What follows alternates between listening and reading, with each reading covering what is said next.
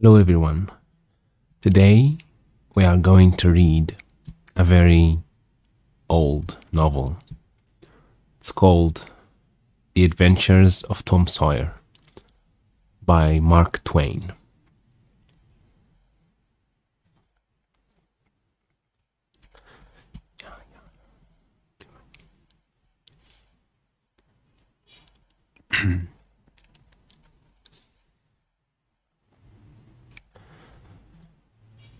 First, we're going to read the preface. It's like an introduction to the novel. And it's the writer, the author of the book, is just giving some introduction to his novel. Preface. Most of the adventures recorded in this book really occurred. One or two were experiences of my own, the rest those of boys who were schoolmates of mine. Huck Finn is drawn from life, Tom Sawyer also, but not from an individual. He is a combination of characteristics of three boys whom I knew, and therefore belongs to the composite order of architecture.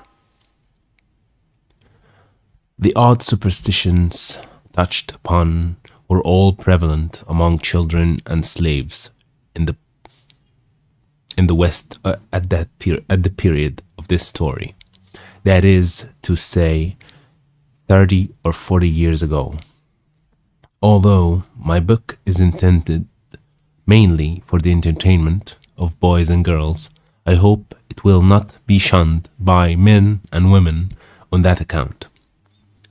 For part of my plan has been to try to pleasantly remind adults of what they once were themselves, and of how they felt and thought and talked, and what queer enterprises they sometimes engaged in. The author, Hartford, in 1876. Okay, let's start. Chapter 1. Tom. No answer. Tom. No answer.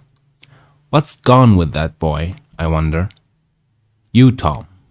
No answer. The old lady pulled her spectacles down and looked over them about the room. Then she put them up and looked out under them. She seldom or never looked through them. For so small a thing as a boy, they were her state pair, the pride of her heart, and were built for style, not service. She could have seen through a pair of stove lids. She could have seen through a pair of stove lids just as well. She looked perplexed for a moment, and then said, not fiercely, but still loud enough for the furniture to hear,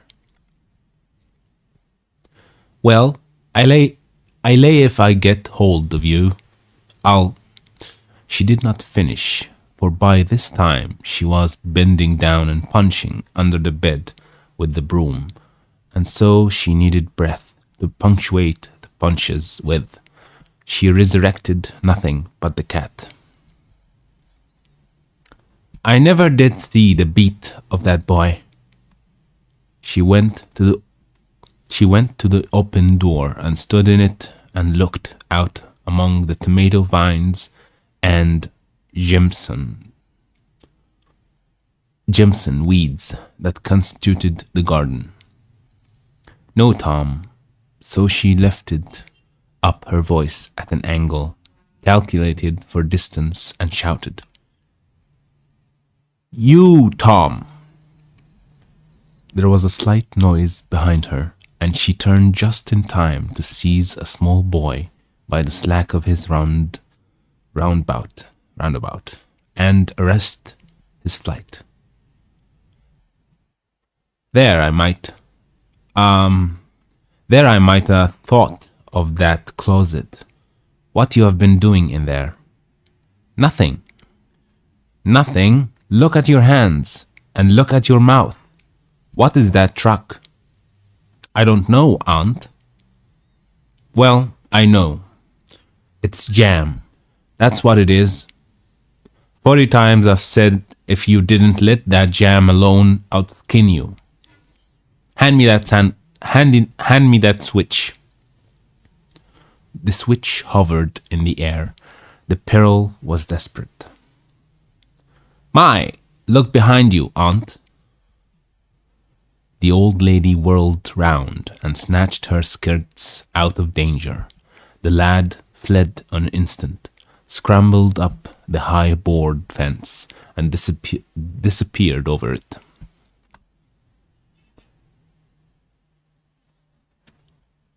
Nice drawing. All right. His Aunt Polly stood surprised a moment and then broke into a gentle laugh. Hang the boy! Can't I never learn anything? Ain't he played me tricks enough like that for me to be looking out for him by this time? But old fools is the biggest fools there is. Can't learn an old dog new tricks, as the saying is. But my goodness, he never plays them alike. 2 days, and how is a body to know what's coming?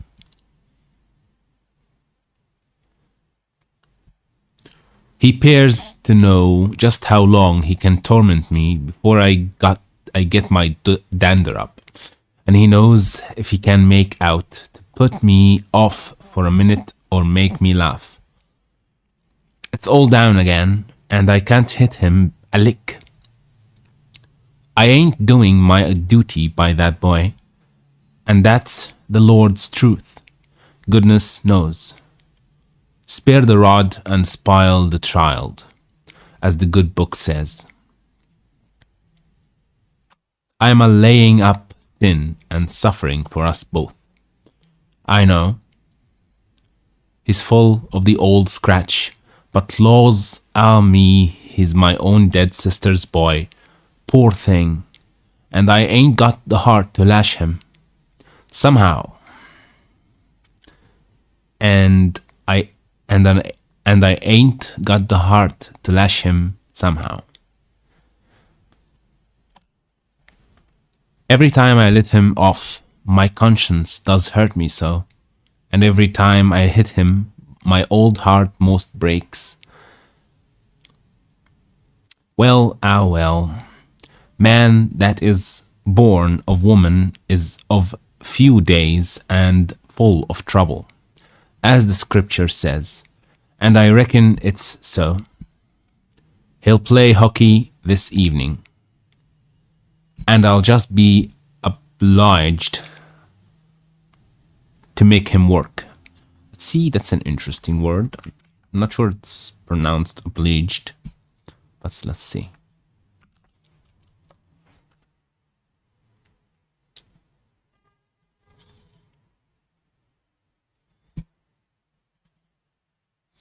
Oh, it's an accent. O-B-L-E. Not like this. Oblige. Oblige, all right. It's pronounced oblige. And I'll just be obliged to make him work tomorrow, to punish him. It's mighty hard to make him work Saturdays when all the boys is having holiday. But he hates work more than he hates anything else. And I've got to do some of my duty by him, or I'll be the ruination of the child. Ruination. That's from ruined. Ruination of the child.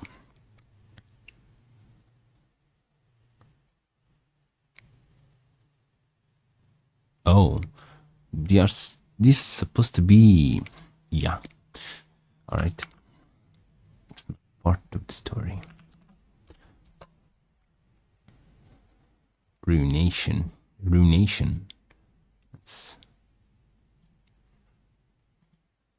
Ruination. Ruination, okay. Ruination, I'll be the ruination of the child. Okay, that's not part of the story. Tom did play hockey, and he had a very good time. He got back home barely in season to help Jim, the small colored boy, saw next day's wood and split the kindlings before supper. At least he was there in time to tell his adventures to Jim, while Jim did three-fourths of the work. Tom's younger brother, or rather half-brother, Sid, was already through with his part of the work, picking up chips. For he was a quiet boy and had no adventures, troublesome ways.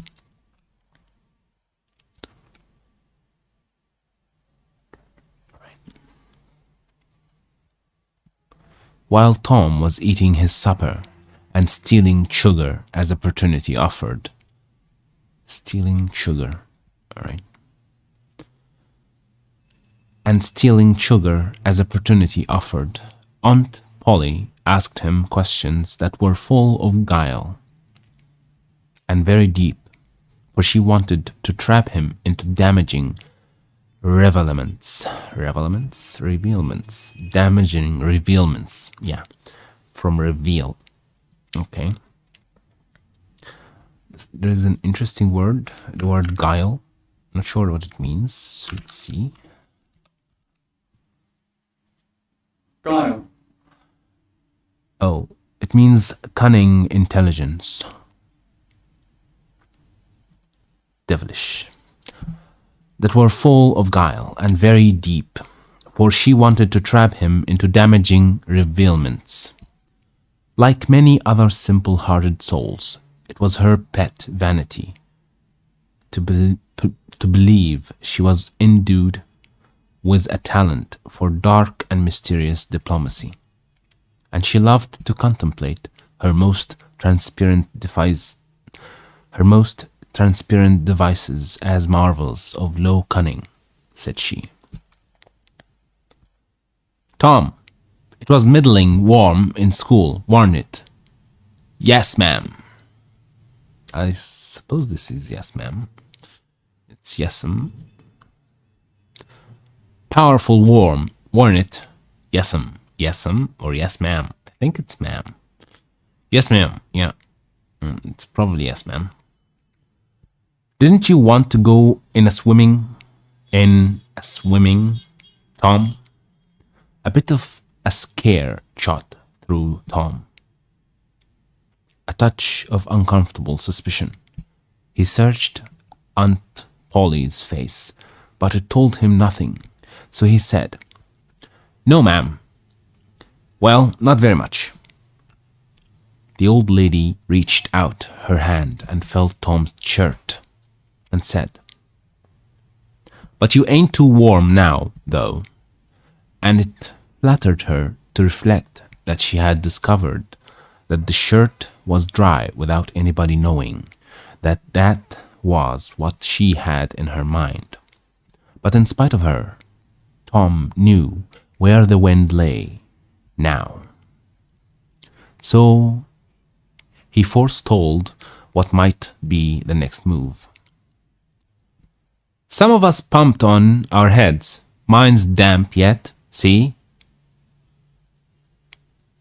Aunt Polly was vexed to think she had overlooked that bit of circumstantial evidence and missed a trick. Then she had a new inspiration. Tom, you didn't have to undo your shirt collar, right? Tom, you didn't have to undo your shirt collar where I sewed it, to pump on your head, did you? Unbutton your jacket.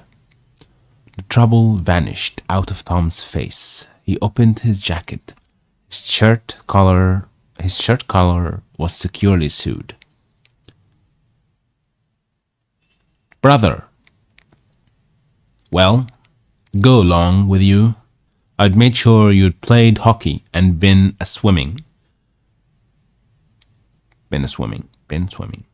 But I forgive ye, Tom. I reckon you're kind of a sing-it cat. Sing-it cat, as the saying is. Better'n you look this time. Sing-it cat. It's an interesting word.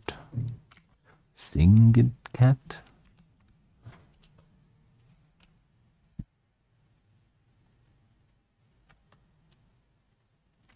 Oh, it's an idiomatic expression. It means one that is of better quality than appearance indicates. Sing it cat, all right?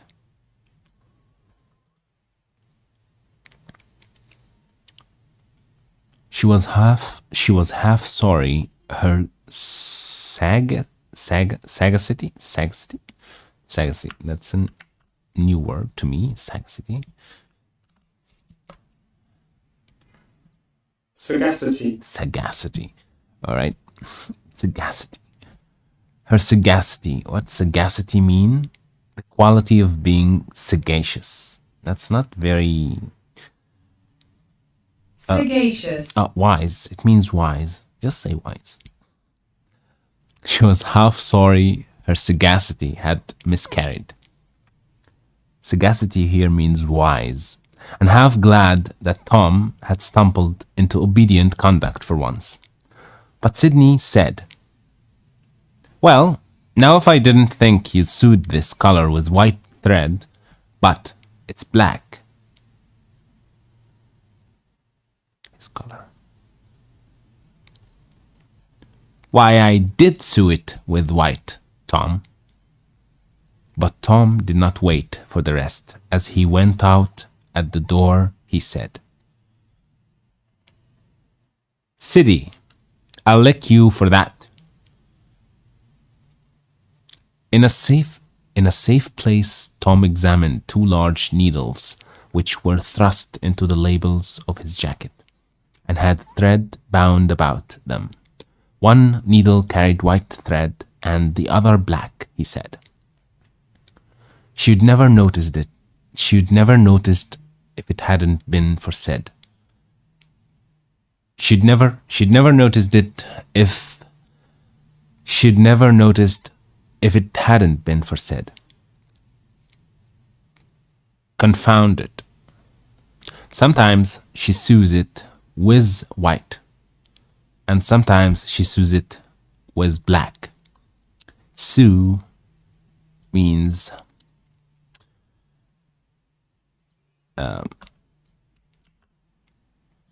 making things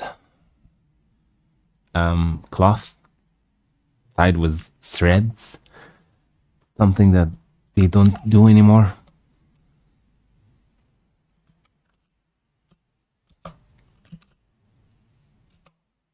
Sewing. It's called sewing. Sew. Yeah, sews. Sew it. Making stitches with a needle and thread or sewing machine. Yeah. She sews it with black. I wish to Gemini she'd stick to one or other. Gemini. Okay. Very old English. Gemini. Whatever. She'd stick to one or the other. I can't keep the run of 'em. But I bet your lamb said for the... Your lamb said for that. I'll learn him. Mm-hmm.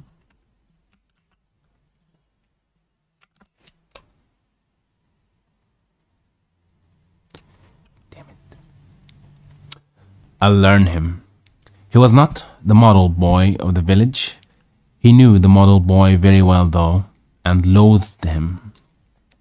Within 2 minutes, or even less, he had forgotten all his troubles, not because his troubles were one white less heavy and better to him than a man's are to a man.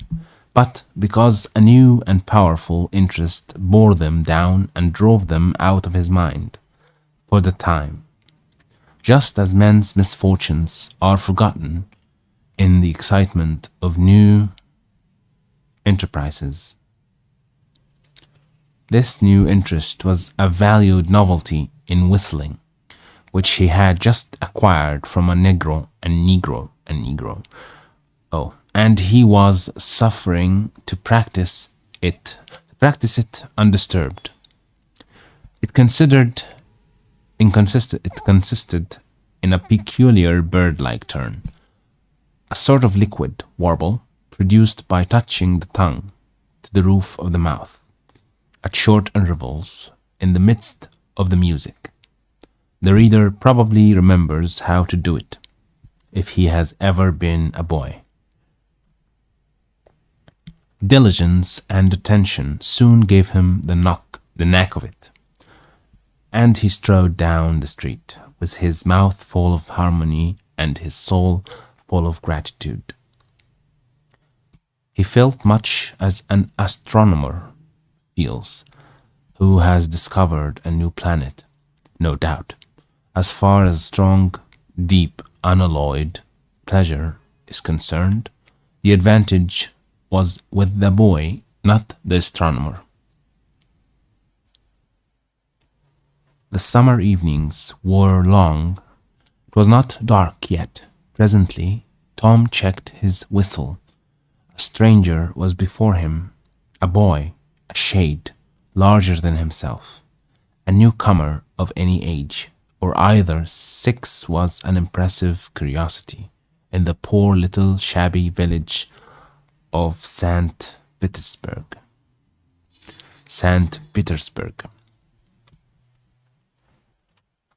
This boy was well dressed too well dressed on a weekday. This was simply astounding. His cap was a dainty thing. His close-buttoned blue cloth roundabout was new and natty. Roundabout, I think this is a name of a piece of clothing.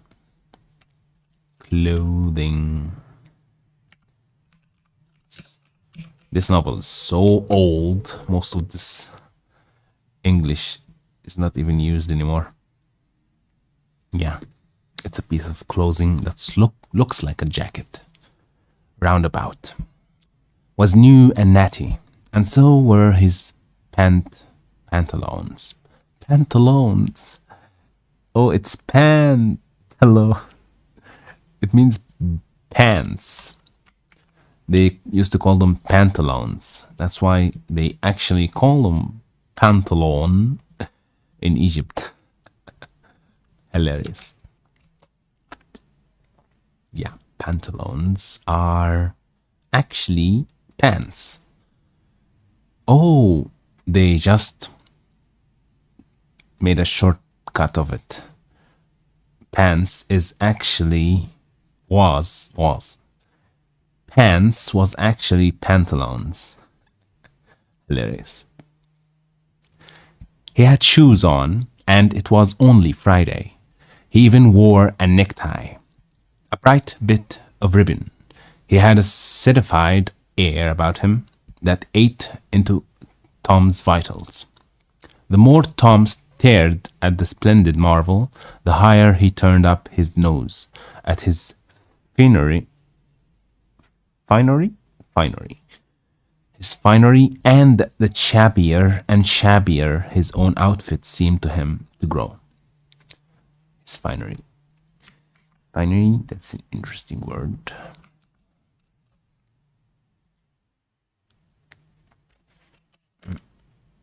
Meaning? Finery. Finery means expensive clothes.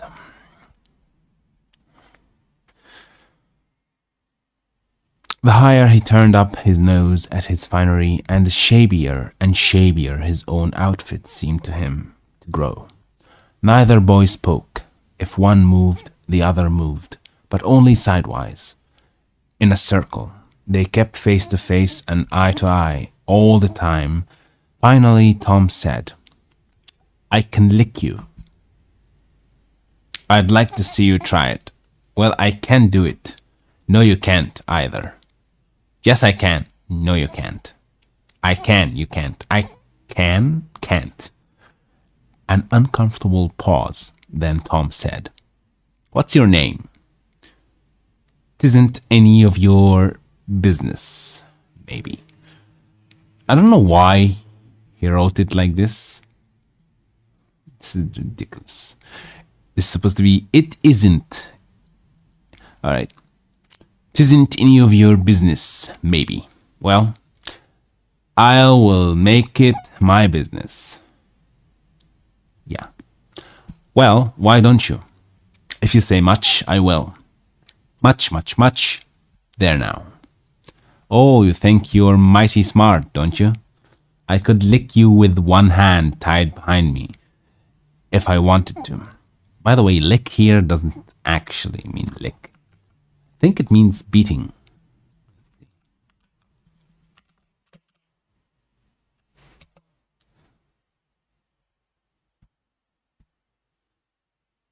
Yeah. It means beating, overcome. Yeah, overcome someone.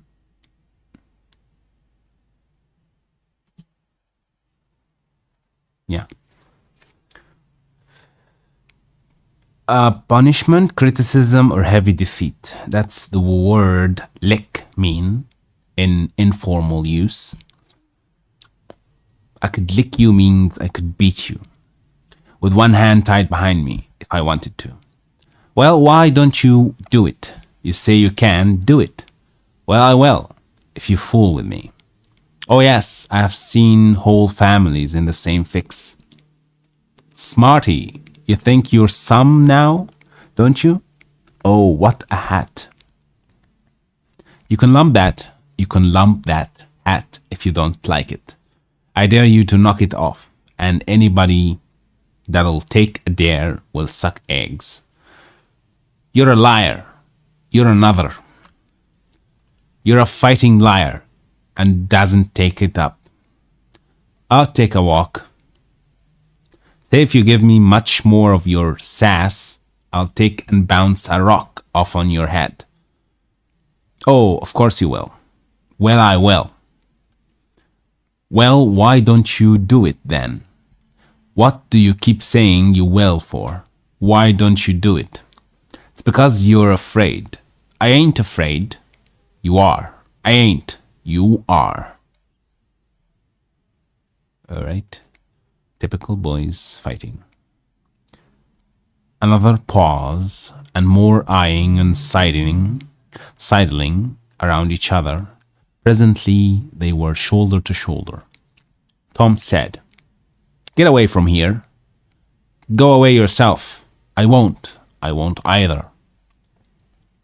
So they stood, each with a foot placed at an angle as a brace, and both shoving with might and main, and glowering at each other with hate. But neither could get an advantage.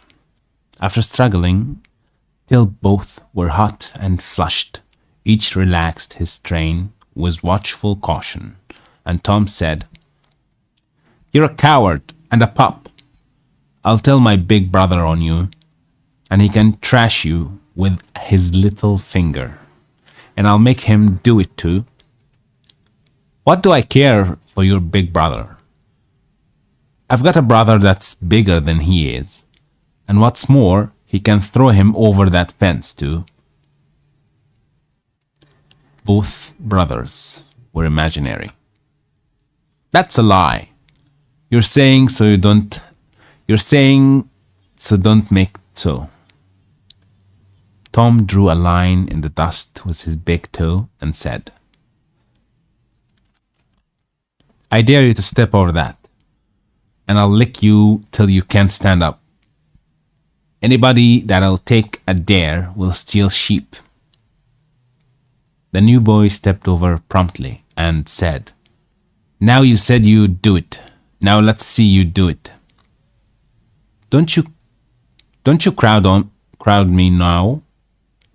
Don't you crowd me now. You better look out. Well, you said you'd do it. Why don't you do it? By jingo, for 2 cents I will do it. The new boy took 2 broad coppers out of his pocket and held them out with derision. That's an interesting word. Derision. Derision. Derision means contemptuous ridicule or mockery. It means he was mocking him with mockery. It means derision here means mockery. Tom struck them to the ground in an instant.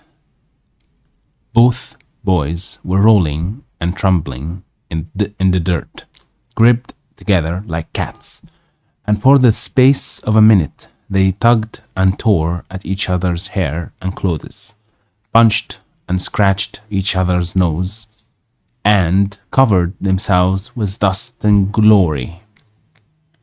Presently the confusion took form, and through the fog of battle Tom appeared, seated astride the new boy, and pounding him with his fists.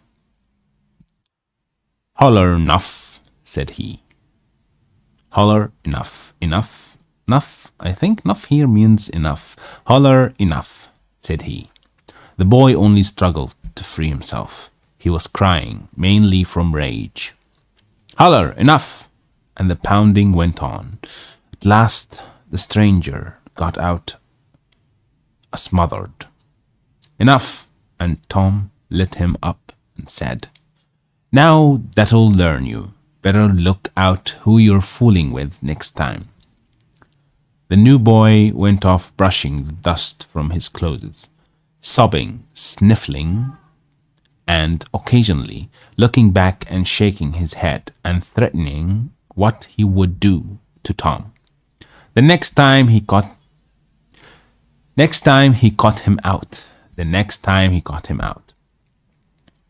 To which Tom responded with jeers and started off in high feather.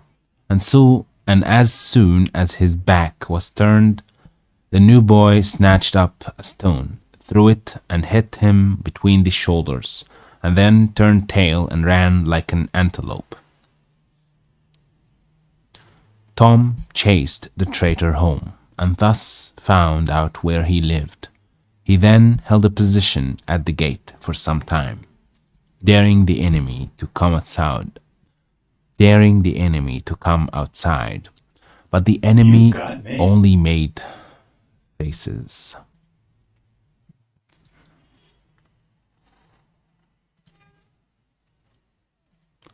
But the enemy only made faces at him through the window and declined. At last the enemy's mother appeared and called Tom a bad, vicious, vulgar child, and ordered him away. So he went away, but he said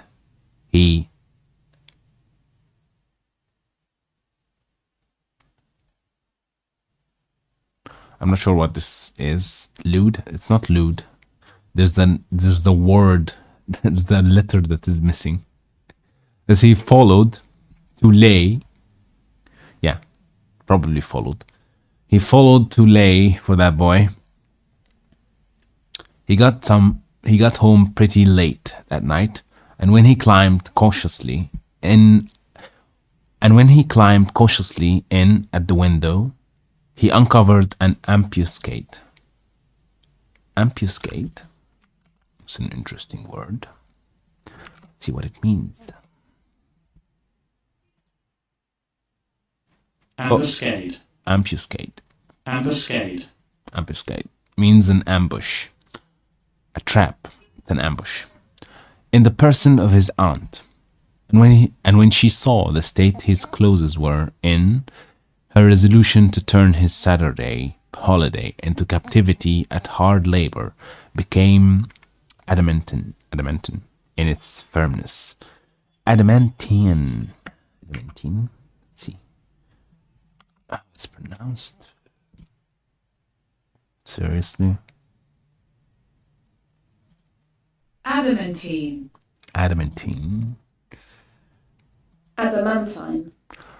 Oh, it means unable to be broken or unbreakable. That's what this word means, but is not used anymore. Adamantine. Adamantine. Adamantine, okay. Adamantine means unbreakable. Into captivity as hard labor, become adamantine in its firmness.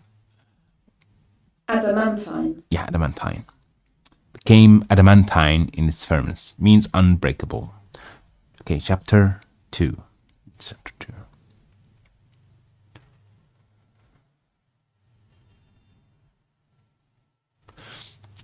Saturday morning was come, and all the summer worlds were bright and fresh, and brimming with life. There was a song in every heart, and if the heart was young, the music issued at the lips. There was cheer in every face, and a spring in every step.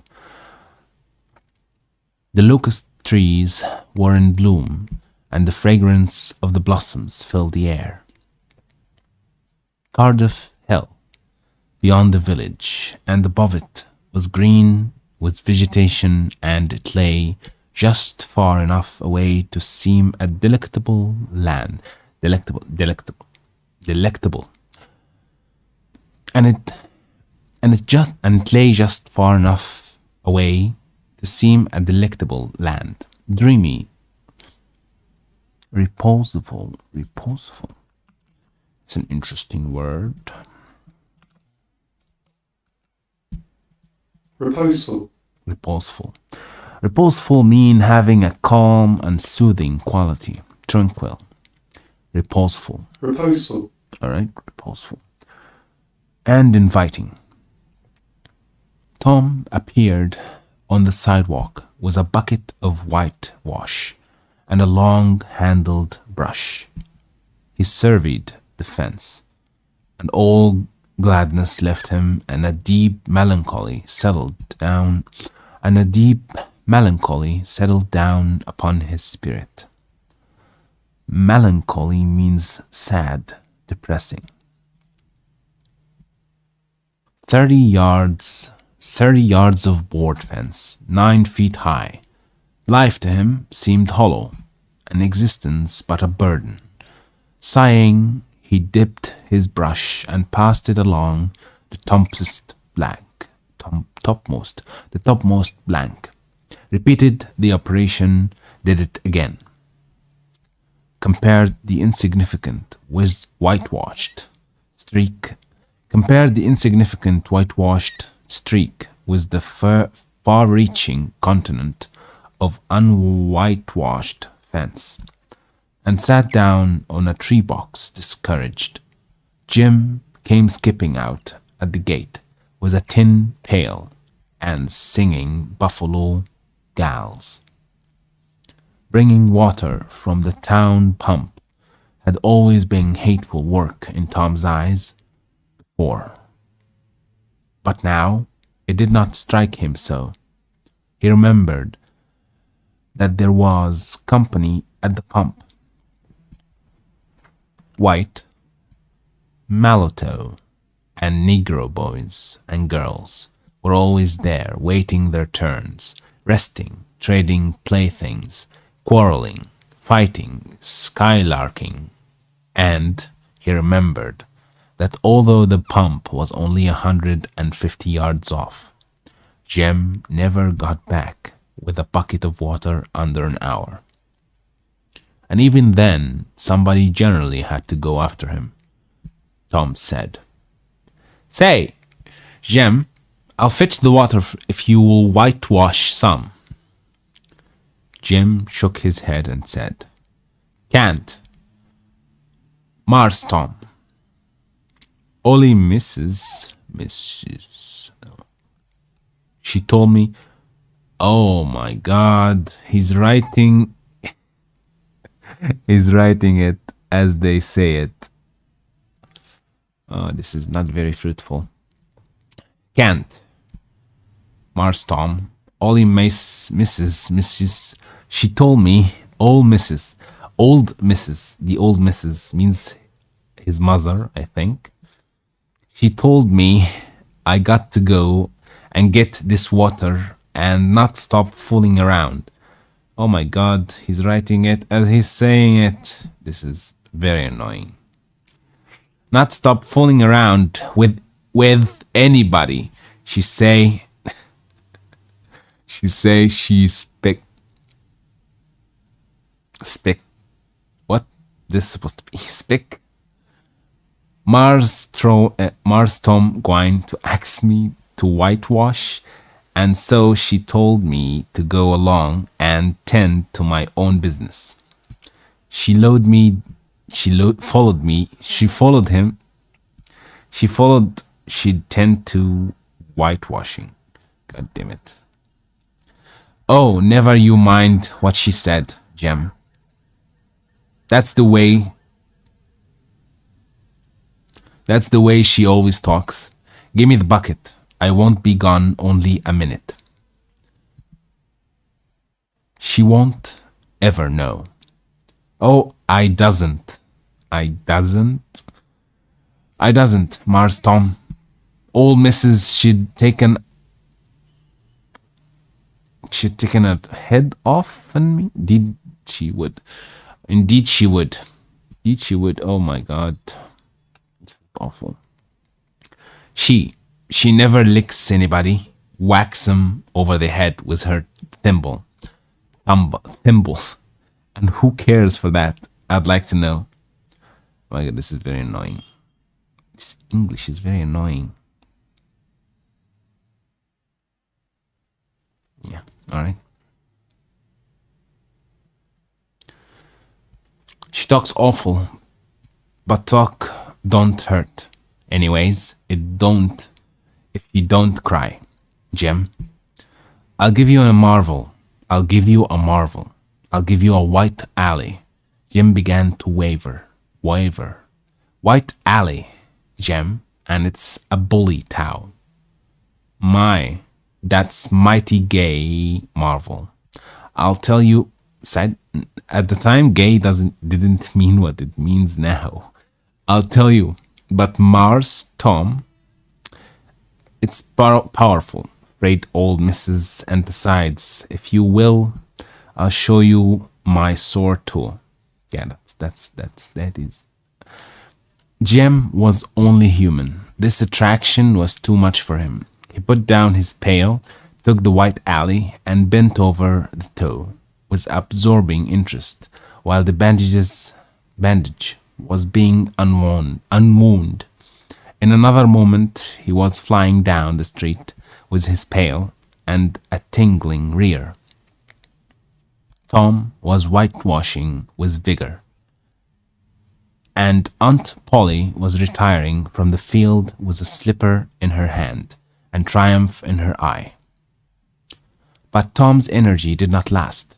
He began to think of the fun he had planned for this day, and his sorrows multiplied.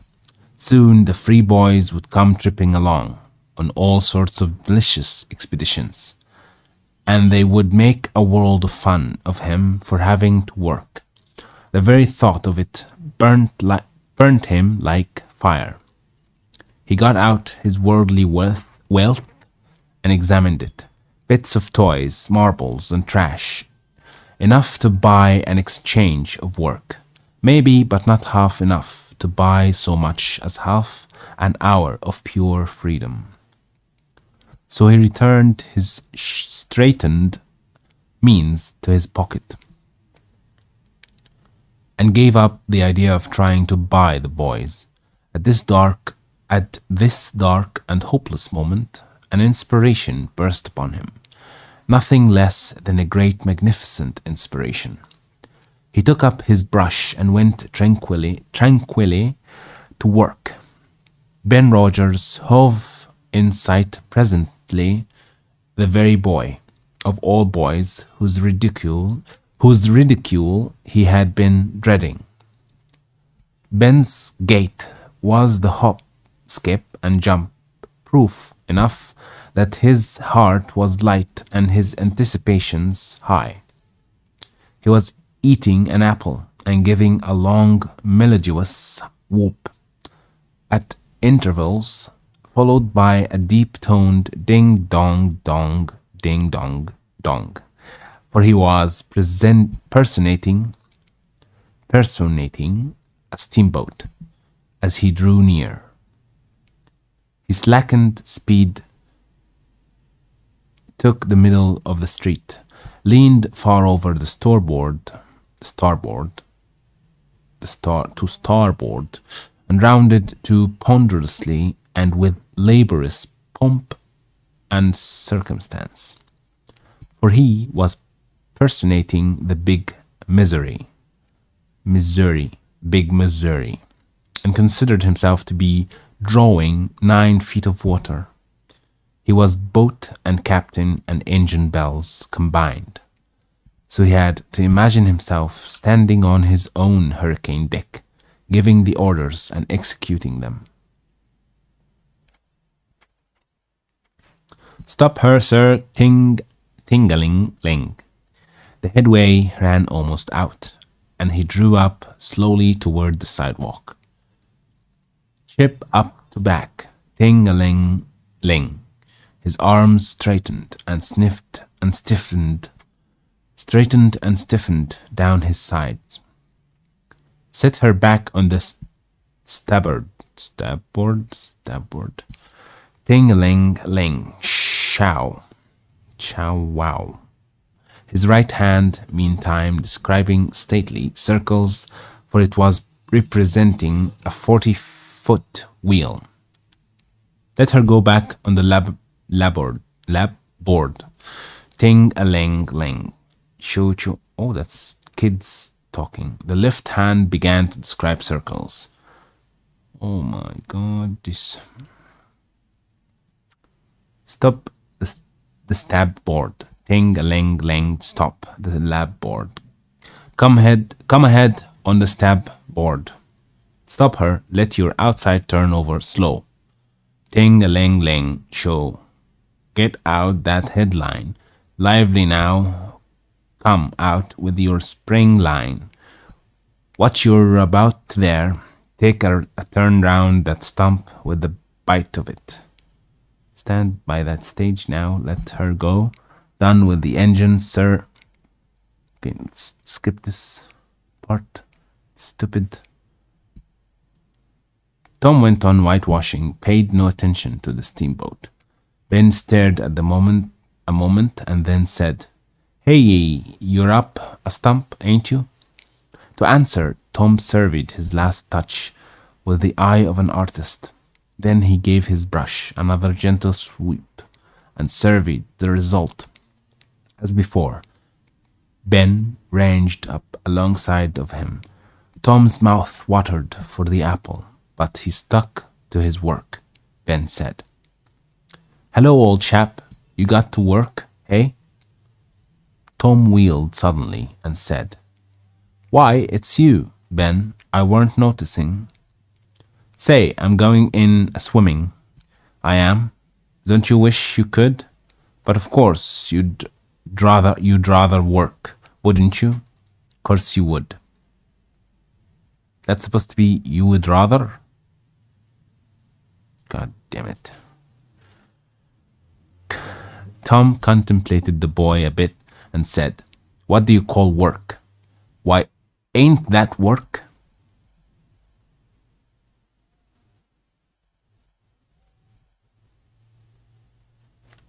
Tom resumed his whitewashing and answered carelessly, "Well, maybe it is, and maybe it ain't. All I know is it suits Tom Sawyer." "Oh, come now. You don't mean to let on that you like it." "You don't mean to let on that you like it." The brush continued to move. "Like it? Well, I don't see why I oughtn't to like it. Why I ought not to like it. Does a boy get a chance to whitewash a fence every day?" That put the thing in a new light. Ben stopped nibbling his apple. Tom swept his brush daintily back and forth, stepped back to note the effect, added a touch here and there, criticized the effect again. Ben watching every move and getting more and more interested, more and more absorbed. Presently, he said, "Say, Tom, let me whitewash a little." Tom considered, was about to consent, but he altered his mind. No, I reckon it wouldn't hardly do. Ben, you see, Aunt Polly's awfully,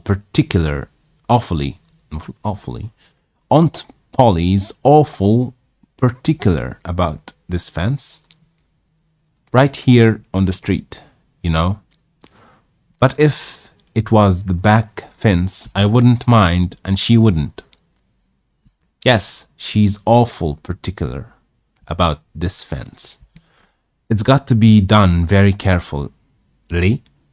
I reckon there ain't one boy in 1,000, maybe 2,000, that can do it the way it's got to be done.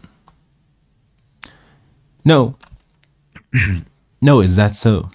Oh, come, now. Let me just try. Only just a little.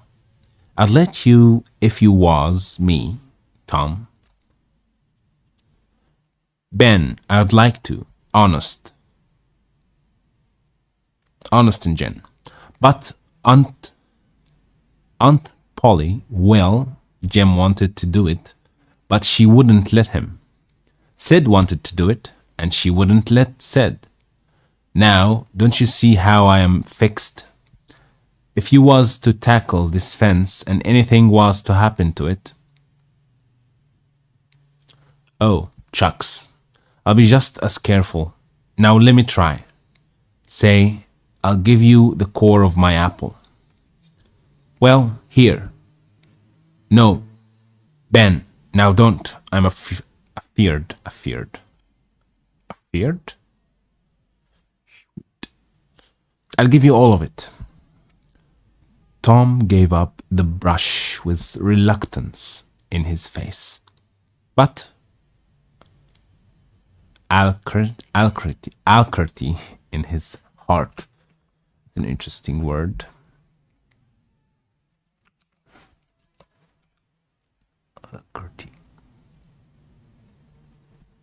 Alacrity. All right, alacrity. What alacrity mean? It means cheerful readiness. It means willing. Alacrity, yeah. But alacrity in his heart. And while the late steamer Big Missouri worked and sweated in the sun, the retired artist sat on a barrel in the shade close by, dangled his legs, munched his apple, and planned the slaughter of more innocents. There was no lack of material. Boys happened along every little while. They came to jeer, but remained to whitewash. Let's see what jeer mean here.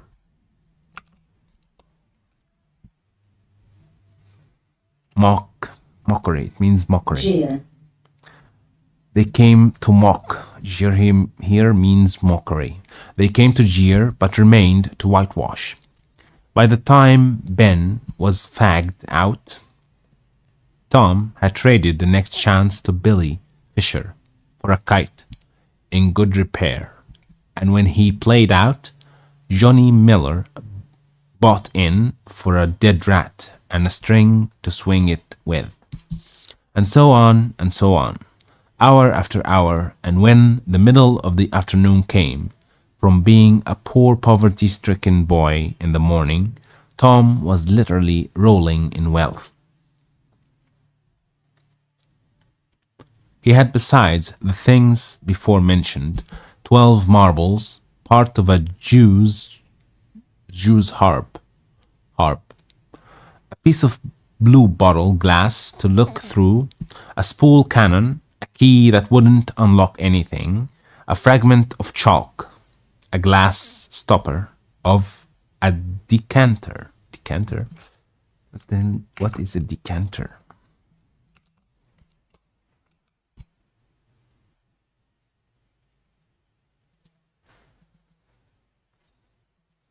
Decanter.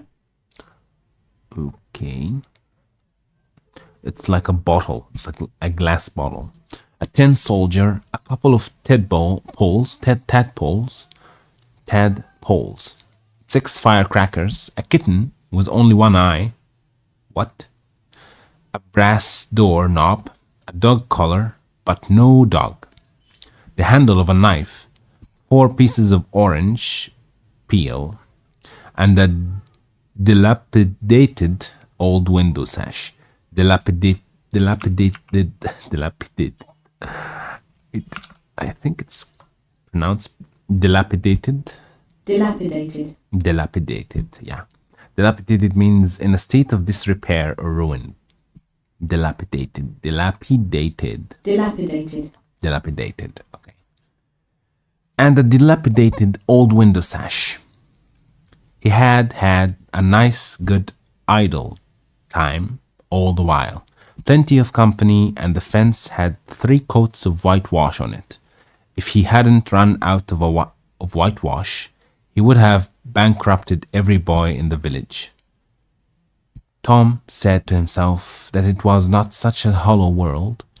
After all, he had discovered a great law of human action, without knowing it, namely, that in order to make a man or a boy covet a thing, it is only necessary to make the thing difficult to attain.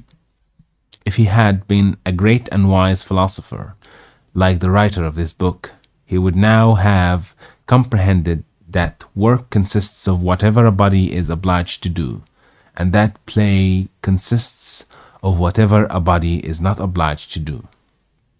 And that play, work and play, all right? Play consists of whatever a body is not obliged to do, and this would help him to understand why constructing artificial flowers or performing on a treadmill is work, while rolling 10 pins or climbing Mount Blank is only amusement. There are wealthy gentlemen in England who drive 4-horse passenger coaches 20 or 30 miles on a daily line in the summer because the privilege costs them considerable money. But if they were offered wages for the service, that would turn it into work, and then they would resign. The boy mused a while over the substantial change which had taken place in his worldly circumstances, and then winded toward headquarters to report. Hope that's the end of the chapter. Yeah. All right, that will be all for today, and I will see you in the next one. Goodbye.